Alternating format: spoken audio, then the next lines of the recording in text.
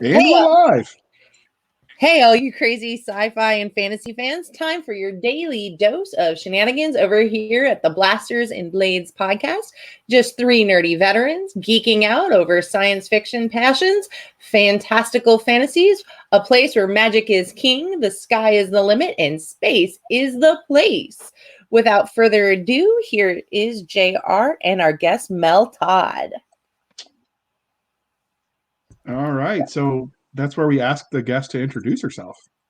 Oh, sorry. Well, tell us about yourself. I'm sorry. We're still getting a hang of this. I'm rusty. Hi, I'm Mel Todd. I'm an author of about 20-some novels, and my newest one is an urban fantasy series that Cisca and JR twisted my arm to come here and talk about today. Well, it's a great series, and that's why, because I love the book. I love this series. So, JR, how did you first come across the amazing Mel? So when we were still doing the podcast by the other shenanigan name, we were looking for guests, and you said, not to be bossy, but I'm going to tell you exactly how to run this podcast I just joined. And by the way, we're interviewing Mel. I did not tell you that at all. Well, Mel, you've known her longer. Does that sound about right? Yes, that was probably word for word what she did. So that's how I met her. I met her through you. I'd like to point out that it is funny that JR and I actually have heard of each other for at least probably 2 years before we ever met. And we just corrected a great injustice. There you go. We were in Vegas together too. Yeah, I've never even wanted to go to Vegas with her. What? You didn't go to Vegas with her? You got cheated. I did, apparently. Yeah. There was just like smoke and emphysema and hopelessness and despair, and it is the world's safest place though to have a heart attack. Yeah. All right. So how did you meet her? Booze. We were at Liberty Con, and we were in the con suite, and I think it was Mel's first Liberty Con. I was serving her booze. She was serving me booze, and I was clinically insane at the time. And that's okay. So was I. Hot, funny chick that I was flirting with because, well, it was something to do because I was behind the bar. As you do, it happens. Mel and I have spent much time together around bars.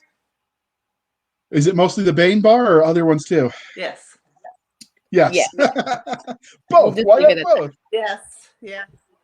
All right. So, Mel, the religion question: Star Wars, Star Trek, or Firefly? Honor Harrington. David Weber. Okay, and because we're polytheistic, we're going to ask one more: Game of Thrones, Lord of the Rings, or the Potterverse? Oh, Potterverse. It's much more fun. Game of Thrones and Lord of the Rings is just way too heavy and weighty after a while. Besides, one's a murder fest and one's a walk through the woods. But they're gorgeous woods. Yeah. You know what? There are other things that are gorgeous too, but you still get tired of seeing it. All right. Well, since we're here today to talk about your urban fantasy series, what do you love about fantasy as a genre? Clearly not Game of Thrones. That's what you don't love. Anything's possible. Okay. It's not that I don't love Game of Thrones. It's just I get frustrated. And I mean, I've been a reader for a really, really, really long time. But when you're going years between books, I start getting frustrated because I need to know what else happens. So I'd rather read things that are completed, i.e. I've read Lord of the Rings. Fantasy is... So recently I happened to read Terry Pratchett's answer on fantasy, and he's right. Our very, very first stories were fantasy.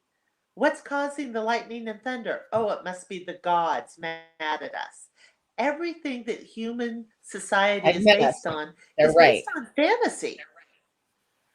So how can you not enjoy reading about what's possible or where our imagination can take us? That's kind of like what the definition of being human is that imagination. It's a good answer. It's a great answer. Sorry. That's why I I'm love her. getting She all has great answers. philosophical on you. All So, right. what was your first memory of reading, watching, playing games in this genre? Okay, so I'm old. I No, actually you're not. the very that they always say, well, what's your first series that you remember reading? The very first ones that I remember reading is John Carter of Mars and Tarzan by Edgar Rice Oh, Burroughs. good stuff. And I pretty much read all of those as a kid. And I am also the child who literally read every single book in the children's section of the library. And the librarian was regularly ordering books on a weekly basis for me because I read so many of them.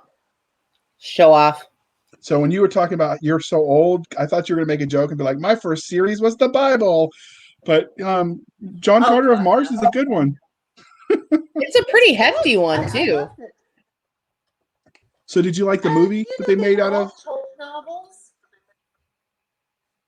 I mean, Mm. they were all pulp novels, so they were all, about the 40, 50,000 words, because it was John Carter, and it was Edgar Rice Burroughs, and it was the Pellucidar series, and then my dad had Louis L'Amour's and Zane Grey's, and Oh, that I used was to all love stuff Louis. I read, along with Wonder Woman, and then because my parents are teachers, I read all the Nancy Drews, all the Hardy Boys, all the Margaret Henry books, all the Black Stallion books. I read a lot. So did you like the movie adaptation of John Carter of Mars?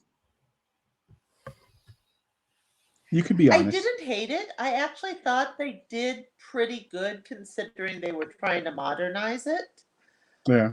I love the actress who played Deja. Uh, uh, Yes.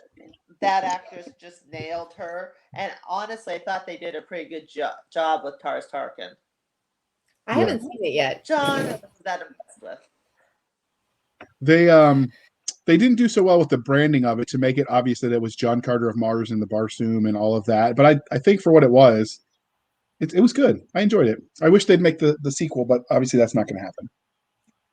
So Well, so how did your Well, love of this transition you into writing the stories in it?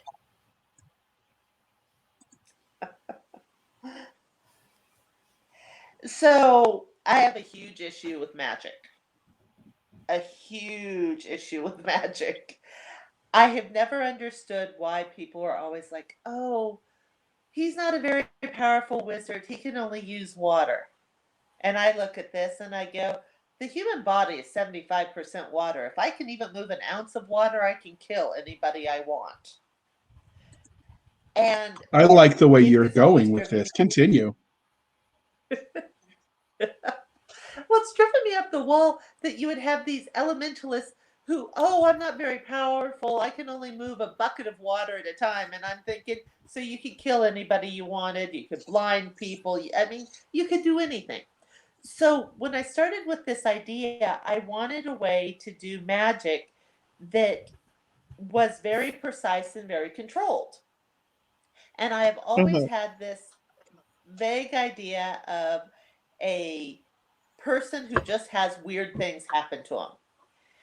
Well, I'm a really big That's because you've person met with me. domino thinking. Yeah, well, what if? Well, why? So every answer I got to another answer. So I ended up creating this entire world. And like Cisca can tell you, this world is huge and it's complicated. And the funniest part of all of But it it's not is that humans think, overbearingly complicated, though. Like no, it isn't. Because okay, it's like when urban you come fantasy. in and you look at a Sanderson novel, you know that thing is complicated. Okay, well, I'm Like not trying to chase people away. But what that is it fair. is the funniest part of all of this is the in joke that humans think that they understand how magic works, and magic is sitting back looking at humans and laughing at them because it's magic. So does that mean magic It's has kind its of it? it's more of that whole thing from Jurassic Park, life will find a way. Yeah. That's kind of what this is. If you try to keep thinking you understand how it works, you're not getting it because it's magic. Okay. So is it sort of just like a force of nature in your world, or is it almost sentient with its own sort of personality and agency? Yes, kind of, sort of. It's getting there. The problem is you really won't figure all of this out until the last book in the series. It's kind of like, have you ever read a new word and gone, wow, that's a really cool word. I've never seen it before. And it seems like in the next 2 weeks, that word appears 4 or 5 times. Yes. That's Or you kind of use it a what dozen magic is times in a like. sentence. Exactly. But you've never used it before. Magic is a lot like that. The more you find out about it, the more you realize it's affected your entire life. But until you start becoming aware of it, it's invisible. Okay. It's a complicated series. And I mean, even for me, at sometimes will be writing the series going, oh, that's what I meant that I mentioned in book 1. And I'm currently on book 5. Book 4 is really Okay. good, though. I only see 3 up on Amazon. Well, That would there's be got to be because some book 4 advantages is to in my buying her with editor's. booze. Book 4 is with my editor, and as soon as I get it back, there will be a pre-order date up, but she says it's taking a little bit longer because Ah, she, like most of my beta readers, keep telling me I forgot to edit it and have to go back and reread it. good problem to have. Yeah, I did that. So, all right. Full disclosure, I'm one of her beta readers, so that's why I'm making correct comments about book 4. So we interviewed you on the old podcast about your science fiction series, and if we can dig it from the archives, Yes. we'll re-air it because we're going to be, dear listener, we're going to be pulling some from the old YouTube channel to see if we can get that up, since we lost a lot of it. But what did you love first? Was it your first love science fiction, or was it fantasy? There's no difference. Uh-oh, you're going And to get They're both tons of stories. you're breaking poor JR's heart because he believes strongly that there's a difference and that there's all these crazy subgenres No, as genres. there are subgenres. Yes, but no, but JR The likes to thing treat them is like the they're only genres. difference, I know. The only difference between fantasy and science is the language you use to tell the story. They are still stories of wonder. So there's no difference between fantasy and science fiction because you're still telling a story of wonder. The question is whether or not you use concrete scientific principles to tell your story, or you use abstract, myth laden principles to tell your story. But it's still a story of wonder. It's just what words you use to describe how the wonder occurs and how the journey progresses. Okay. And that's your next deep thought for the day, brought to you by Reading Rainbow. So, many authors let their own real life experiences influence the sort of stories they tell. So, were there any formidable moments for you that shaped the kind of storyteller you are? I don't know about the storyteller I am. I mean, I know I've always told stories. I have manuscripts that I dug out of my trunk that I was writing as a 10 and 12-year-old. Um, I know that I have a super secret pen name that isn't super secret that I have some romances under, and I don't write romances under any, or I don't write romances anymore, and that's probably one of the things that I'm actually getting a lot of attention for in both my science fiction, or actually it's my science or my urban science fiction and my urban fantasy, is that there's no romance, there's no sex, there's relationships. There's just not any sexual plots or anything else like that. Well, no, A but lot and of the that nice is thing is you have very healthy relationships. yes. Oh yes, no, there's relationships and there's healthy They're relationships, not and perfect, occasionally but they're characters healthy. get together. Yeah, but that isn't a plot line. There's no plot line of, oh, will these two ever get together? It's not there. A lot of that comes from the fact that when I was writing romance, I really should never have been writing romance in the first place. I should have always been writing sci-fi or fantasy. Cisca has seen my library. She understands that this is a true statement. Her But library is gorgeous and sexy in its own right. I would say get a room, but my she already library apparently has one. She did a YouTube, has she did like a Facebook video where she showed her library. It was very, very drool worthy. So the ironic thing is, dear listener, because we got some comments about us on the episode 2 talking over the guest, and rightly so, that is not what's happening today. There's a little bit of a lag, which I find ironic since they're both in the same city. It's almost like Atlanta isn't ready for that much awesomeness. Aw. So we apologize in advance if there's a little bit of a lag and you're hearing it as interrupting. But so we're going to transition from there to the writing side, from the writing side, excuse me, to the fan angle. So have you got any cool cosplay or fan art yet? not yet. I've had a couple people message me out of the blue, and somebody wanted to send me catnip for my cats. And I was like, well, I would, except for the fact that it's growing wild in the yard, and the cats are perfectly capable of going and rolling in it themselves. But I've got a couple random, You have oh my God, I owner just cat. read this book and it was awesome things. That's So cool. that was kind of cool. All right. And then has anyone asked for your autograph in the public away from like an event or something? Not yet. No.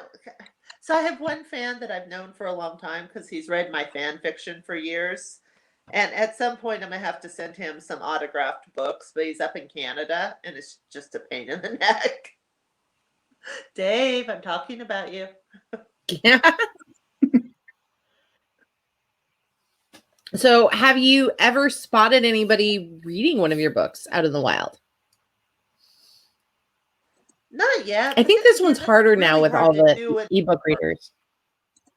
Yeah, I'm like going, unless they happen to have one of the few paperbacks.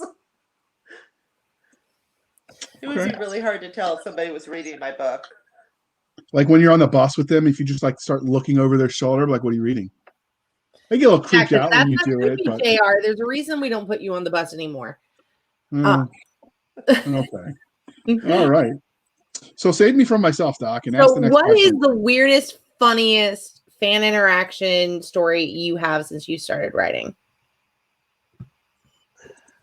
Weirdest, funniest. It's an and or. You could be weird or funny or both. Okay, the problem is Cisca knows me. Do you realize how high the bar is to have it registered to me as weird? Okay, how about funniest? Doesn't have to be weird. No, I mean, I did meet Doug. He's kind of weird. He's very weird. Honestly, for me, the coolest, and this is just me. It's like I said, I've written fan fiction for a long time. When I was at Mysticon in 2020,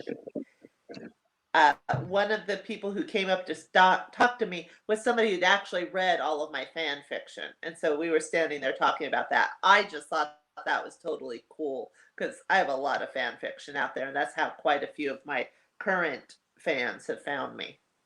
So it's that My Little Pony love that you were giving? No, sorry, I do mostly Buffy. No, that's Mark Wandry that does the My Little Pony love. We love you, Mark. I did not say Somebody that. I has had to. nothing to do with that comment. Now we're going to have to let him come on and do an interview just to defend himself in his honor. You just called him a brony. He is a brony. All right. You're creating more work for us. So ask her about what she's written. Beautiful segue there, JR. Beautiful segue. Tell us about all the wonderful stories you've written that I've read and the ones I haven't read. Oh, okay. Written is easier. I thought you were going to ask me about all the books I've read, and I'm like, how long? No, not read. I know better. We won't finish tonight.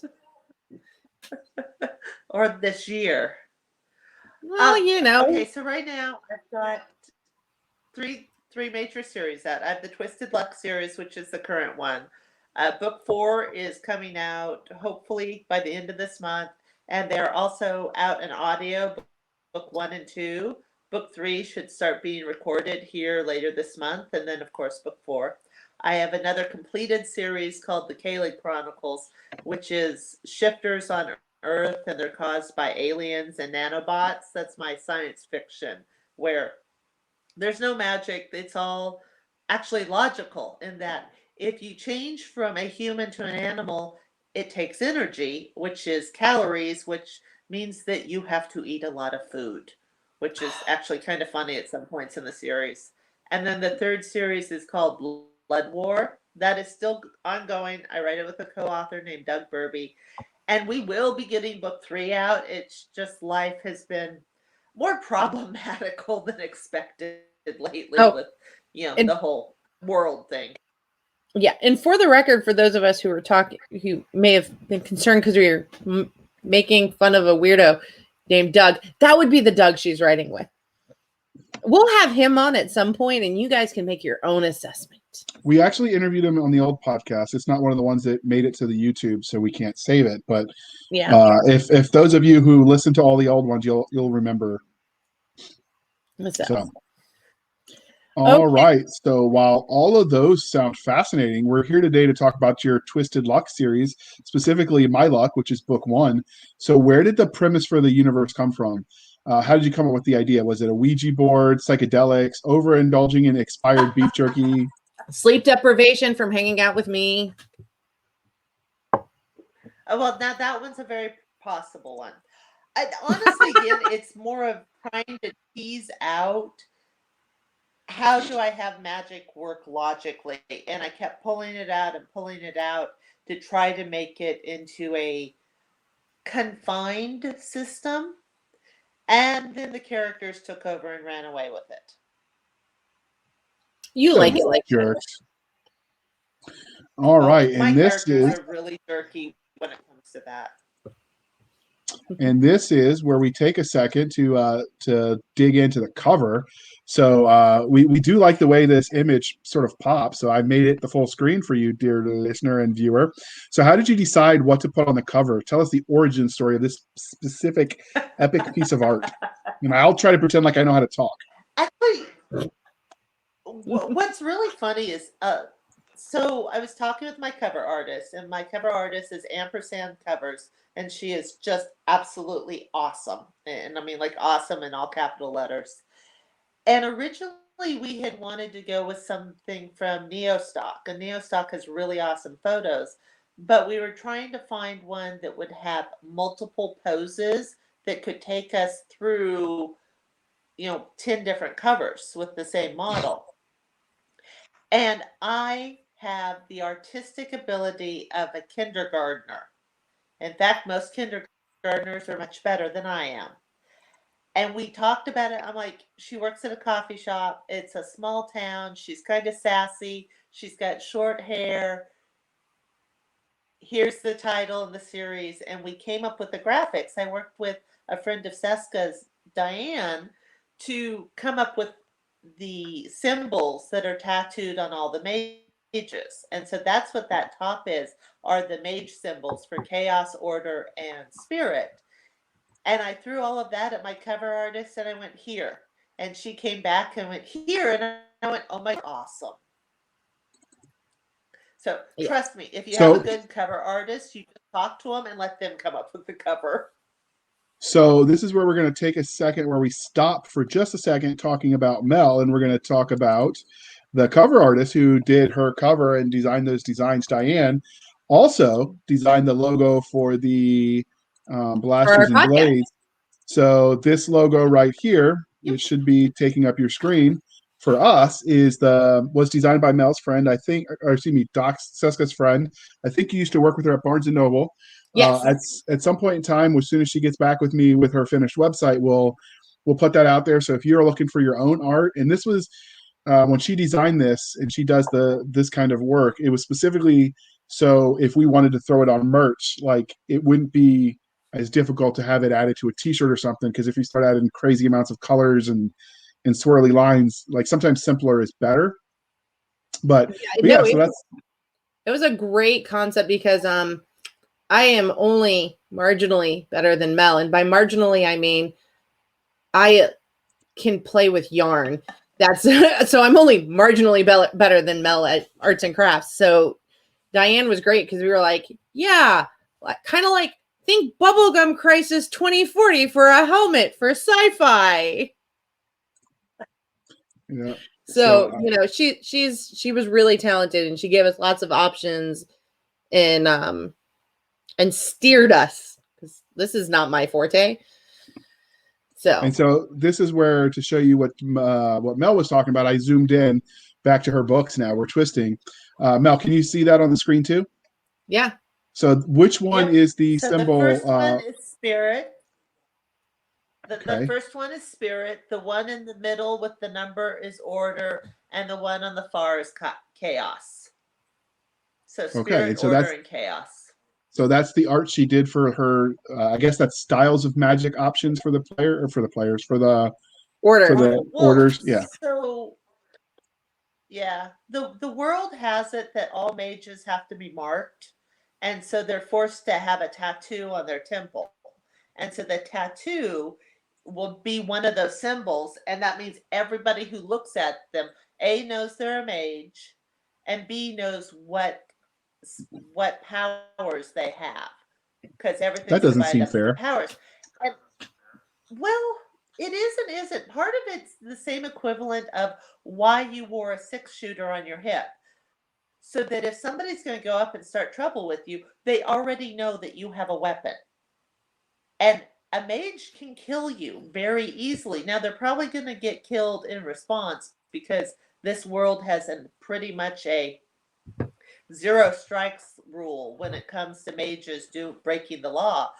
But it is a way so that when you interact with other people, they understand that you are capable of doing magic. And it really does help promote a level of politeness across the world that otherwise you might not expect, because you're not going to go out and diss somebody and start being rude to somebody who has a fire tattoo on their temple, knowing that they can boil your blood. Okay. So a well-magicked society is a polite society. You got it. Sometimes. So how is this is deviating for just a second? So Doc, I know the next question is yours if you hold it. The magic, how is that transmitted, like from mother to daughter, from parent to child? Is it just something that's random chance? It's for the most part random chance. I mean, the scientists have been studying it for a while, and will admit it does seem to travel in families. Why, they aren't 100% sure, but mostly it tends to just be magic chose that person. And you can have the power levels in this world are hedge mage, magician, wizard, archmage, and Merlin. And Merlin is the most powerful, and hedge mage really can't do much more than maybe, if they're a fire mage, they can make their coffee hot again after it's gotten cold. Can I have that So power? it's levels of power. That sounds like very useful. That's a good one to have. But part of the problem is that magic has a price. And the price in this world is you have to make a genetic offering. Well, for most people, they offer fingernails and hair, because that's something you can easily regrow. But the bigger the magic is, the more offering it takes. And believe it or not, I have a table that actually counts out how many molecules it is to do different types of magic spells. I might be a little obsessive at times. But we love you, or I love you. So, Oh, I'll get JR to fall in love with me too. Just give me time. All right. Well, before we make everybody sick, why don't we move on to the next question? So, how did you decide exactly what to put on the cover? I don't. I tell my cover artist to make me happy, and she does. I tell her, here's the title.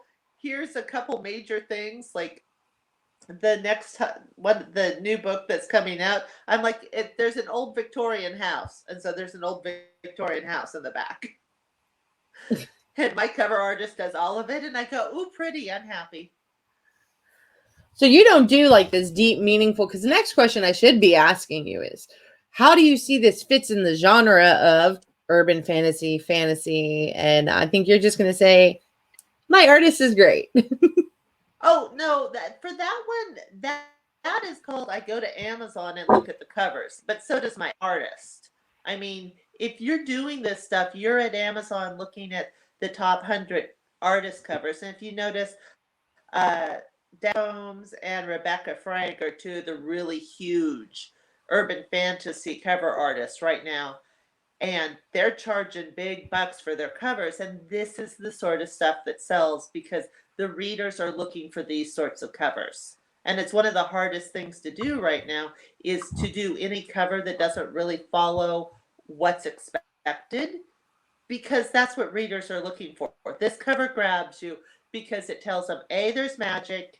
It tells them there's going to be a female MC, but it doesn't necessarily scream romance. And I've got a lot of males who are reading these books and telling me they really like them.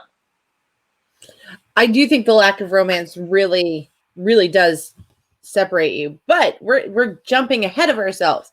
So what would be your 30-second elevator pitch for this novel?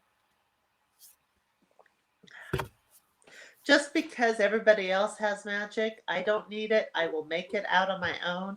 If only my best friend will stand beside me.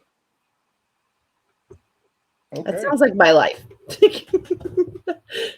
I think for a lot of us, that sounds like it. So, but see, and it's funny. I've gotten criticism for that because people always want this big bad. Okay, there's a monster, a dragon, a demon, or something you have to fight.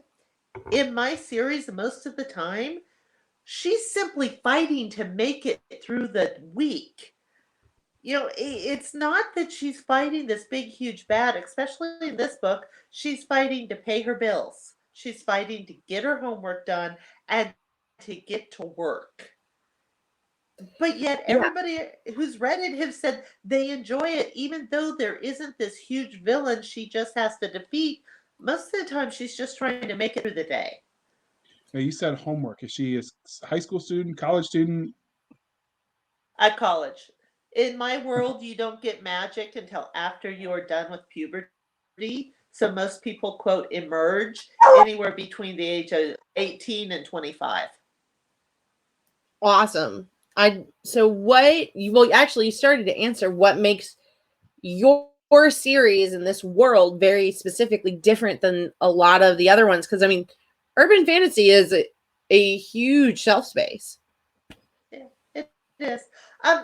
Part of it is that there is no magic, is very much everybody knows about it. It's not hiding in the corners. It's not a secret world. It's not only a select few. Everybody, it's regulated. There's an amendment in the Constitution about magic. You know, so this is very much in your face. There's also no lusting or, oh, I have to be with him sort of crap. I mean, I'm not saying that's bad. Lord knows I read enough of it. But I didn't want to write where half of the story is one person or the other trying to get in bed with somebody else. It's not as interesting to me as some of the real things. And I know that people have said before, nobody wants to read about somebody, you know, being late to work because their tire got flat. But at the same time, we've all been late to work because our tire was flat. And it makes it a lot more realistic Relatable. and understandable. Yeah, because I mean, I have one scene in here, and this doesn't give anything away. It's just funny, where she's waiting for the bus. Okay, Most of us have taken a bus at some point of our lives. It's pouring rain. She's waiting for the bus, and the bus driver pulls up and hits the pedal and soaks her. So she is now drenched head to toe to go to work on her first day at a new job. How can you not relate to that? Sometimes getting through those little things like that is much more stressful and frustrating than having to fight a dragon. Yeah. Well, they wear you down more in some ways on a day-to-day, long-term basis. But so which tropes do you feel like My Luck hits the best? Coffee addiction. I do the coffee addiction trope really hard. I'm You very are specific about that. Is that really a trope or is that just reality? I actually know at least 3 people who do not drink caffeine. I haven't figured out what's wrong with them yet, but I do know them. Two Are of them devils are involved? related to me that you know, so I would say that might be what's wrong with them. Is it like No, a devil? actually, I wasn't even including them. Is this like an exorcism is required kind of event? I do not understand. No, This does actually, not compute. yeah, I don't either. But honestly, I think the biggest trope is just the person finding themselves at the center of quote being chosen without necessarily being the chosen one. Because I've avoided that whole being the chosen one pretty hard. But it's more of just finding yourself where you're the only person who can make a difference and having to make the choice to make that difference. And sometimes that's the hardest thing to do. I probably am not really good at tropes in this novel. It's a weird novel. The other ones are better at the tropes. I like that it's not a tropalicious novel, though. So, Tropalicious. Okay, that's going in the dictionary now. hey, you're welcome. Tropalicious. So she's heard me use that word before. But so what subgenres or genres do you think your story best fits into? It's magic realism, college age magic, and new adult, all under the urban fantasy. And then, like I said, we haven't talked about this. We were talking about this before. My main character, partially because of the fact that I didn't want to write a romance in this, my main character is asexual, and her best friend is a lesbian. I wasn't trying to hit any social stuff or anything. That's literally just how the characters evolved. So you have 2 best friends, and it just works. But it also, I've had quite a few people tell me that it's really nice to see an asexual character and a lesbian character be in a story where it's just who they are. They're treated exactly the way you would treat any other character without any fanfare about it. I mean, almost nobody even makes a comment about it because it's just the characters. And I'm really enjoying the idea of getting to play on the whole, oh, he's handsome. I have this character looking at him going, okay, I can see why somebody would find this person physically attractive. He's still an asshole. And that's her entire reaction. You don't get that changing of the character's opinion because he's good looking or sexy. And that's actually kind of fun to not have the sexual attraction work.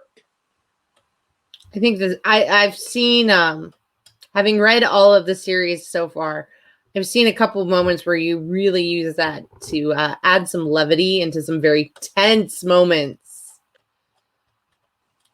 So besides being asexual and best friends with a lesbian, what would you say makes your character stand out in the crowded field of urban fiction or urban fantasy? Excuse me.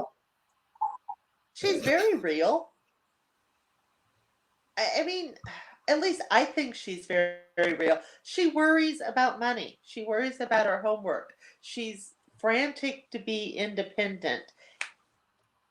And yet she puts everybody else ahead of her and never thinks about, she's not very full of herself.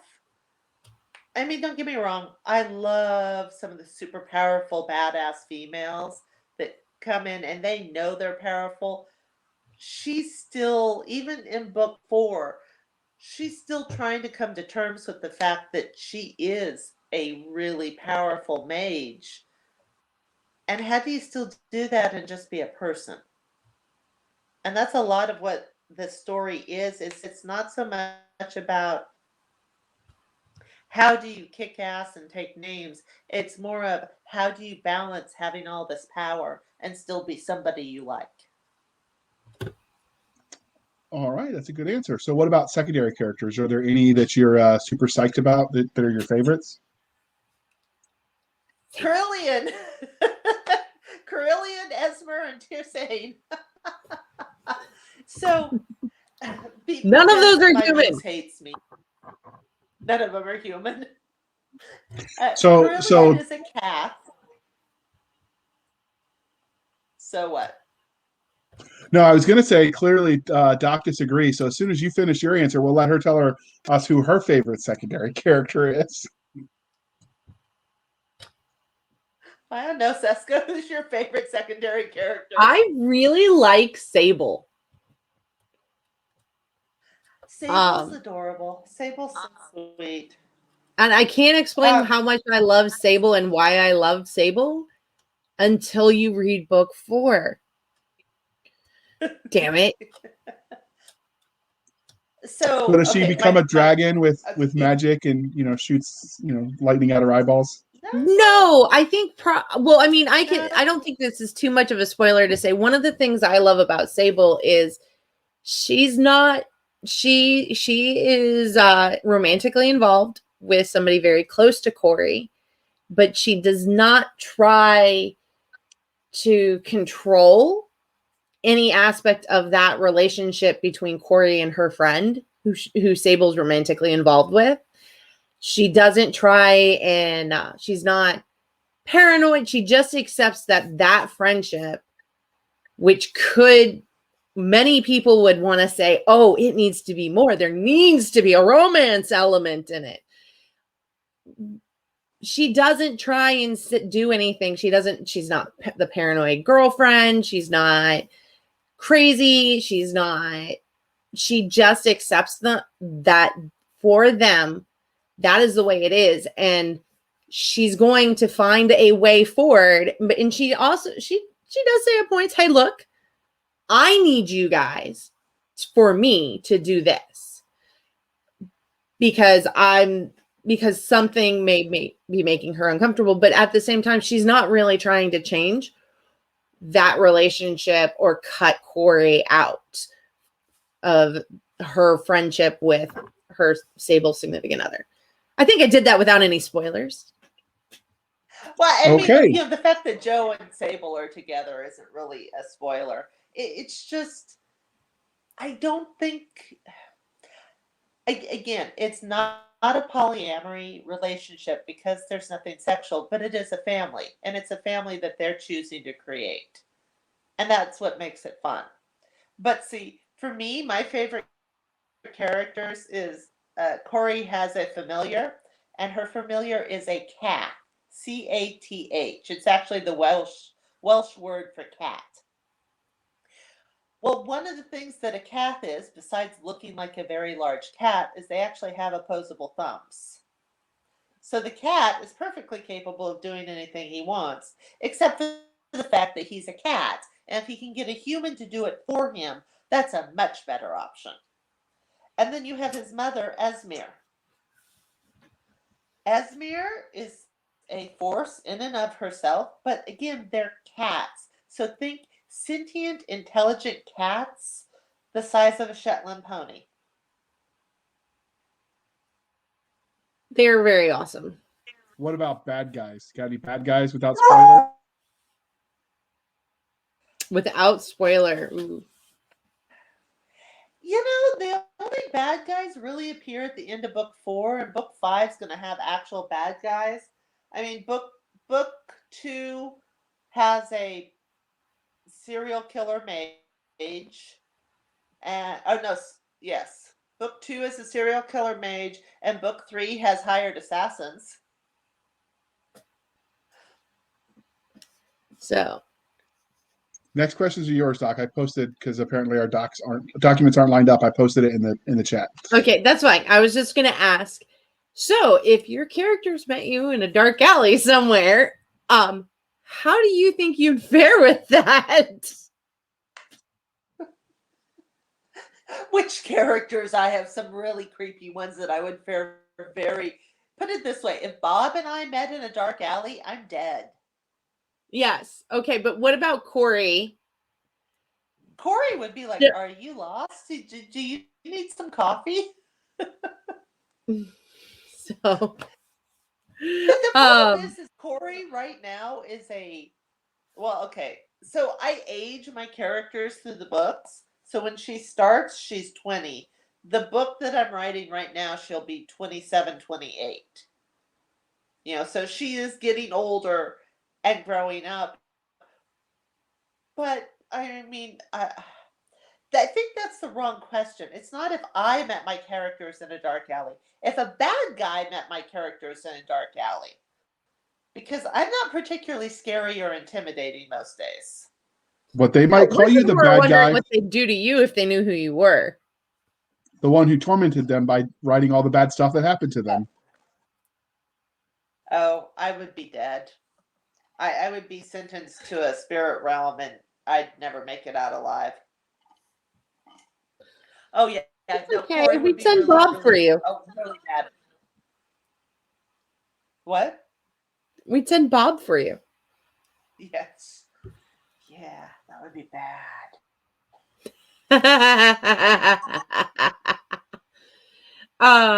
Yeah. So finally,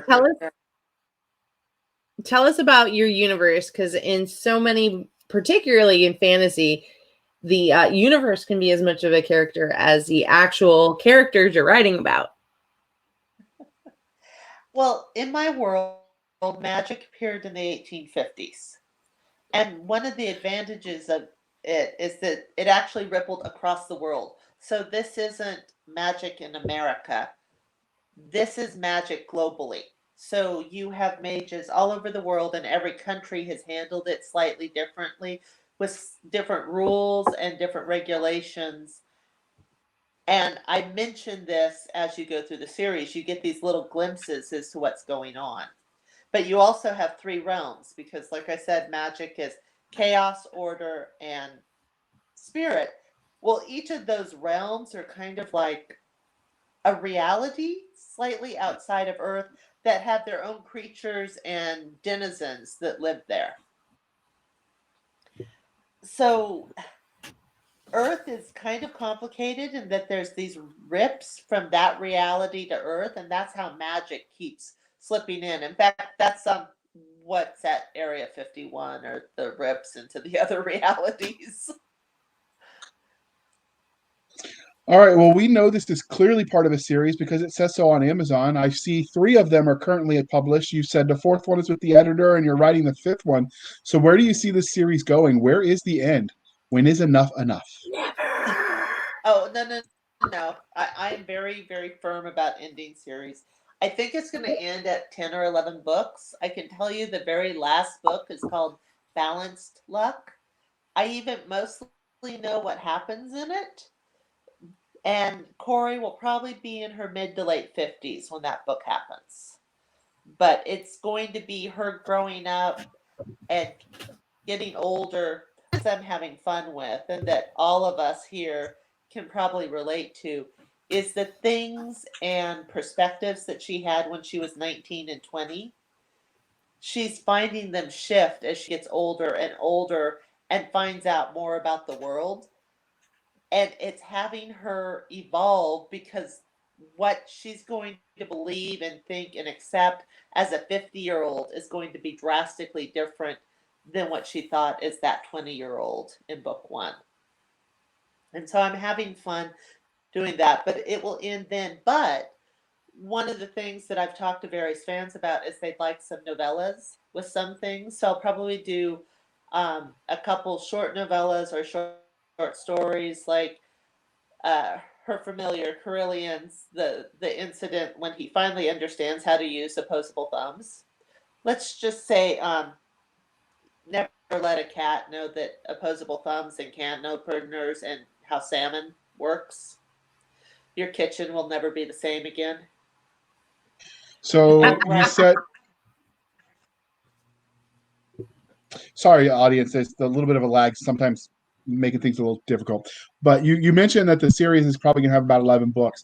Does that mean the universe ends? Like, are you going to move on to other stories in the universe, or are you done at the end of Corey's arc? I'd actually like to write a lot of stories in the universe because I have about 250 years worth of magic that I can write about. I've got some sketched out already. I've got about 20 or 30 different little mini series that I can write about at different times in history and in different cultures. I think it would be really fun to write some in Japan because the Japan in this world is totally different than the Japan in our world. In fact, Japan is still a sovereign nation in that world.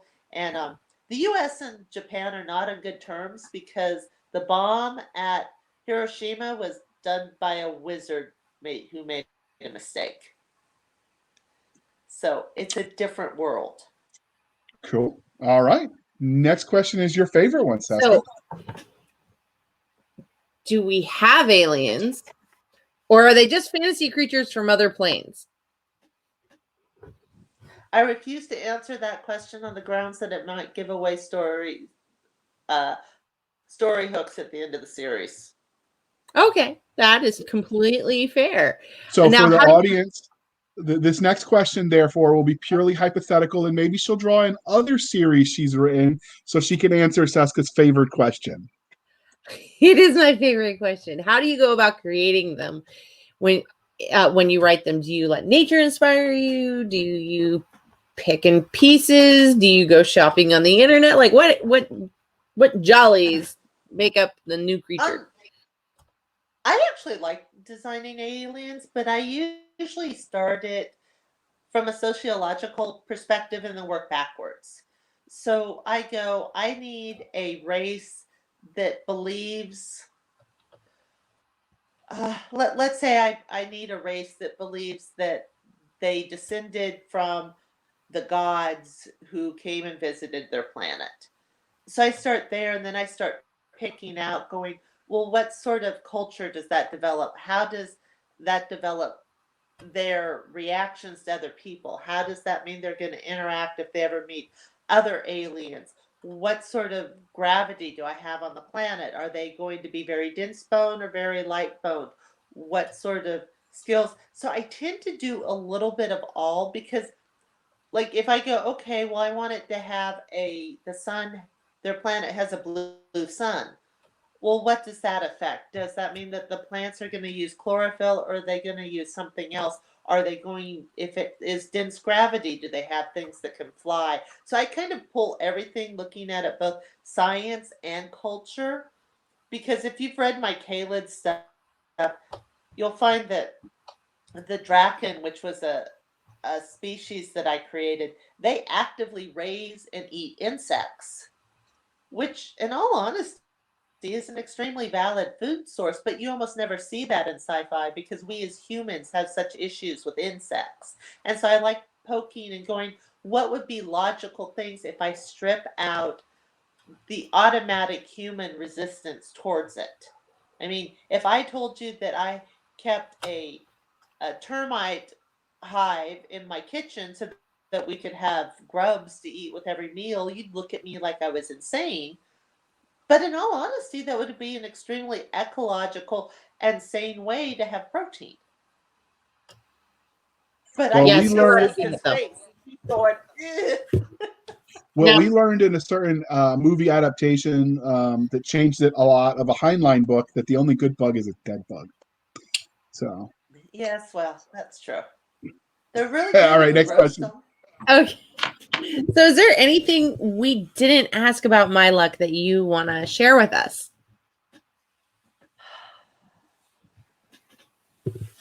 It is really hard writing books that don't follow exactly the trope that everybody wants you to follow. But that's why we love But I think reading sometimes you them. get better stories. Yeah. I mean, So, it's hard because people want you to be able to say, and oh, it's just like this or it's just like that.